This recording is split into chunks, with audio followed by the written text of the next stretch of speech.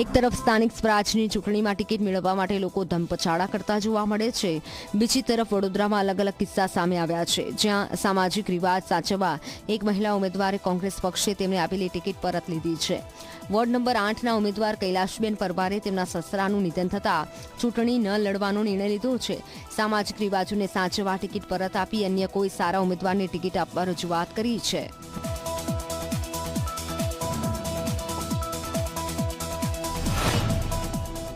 परिस्थिति ये है कि फादर ये थी गए એટલે બહુ અમારા સમાજના લીધે અને ઘરમાંથી અમે નીકળી શકીએ એમ તેમ નથી, એટલે પાર્ટીએ જે અમારે આપ્યું હતું સારી આપ્યું હતું, પણ હવે પાછી અમે ટિકિટ પાછી કરીએ છીએ. પાર્ટીના કંઈક રિવાજો એવા હોય છે કે ડોર ટુ ડોર કેમ્પેન કરવાનું હોય છે, તો અમારા રાજપૂત સમાજને કોઈ લેડીઝ બહાર નીકળી નહીં શકતા, એટલે અમે પાર્ટીને સમય નથી આપી શકતા. હજુ અમારે 26 તારીખે ઇલેક્શન હતું, 20 દિવસ થશે એટલે અમારી ચૂંટણી લડી શકાય તેમ બધા.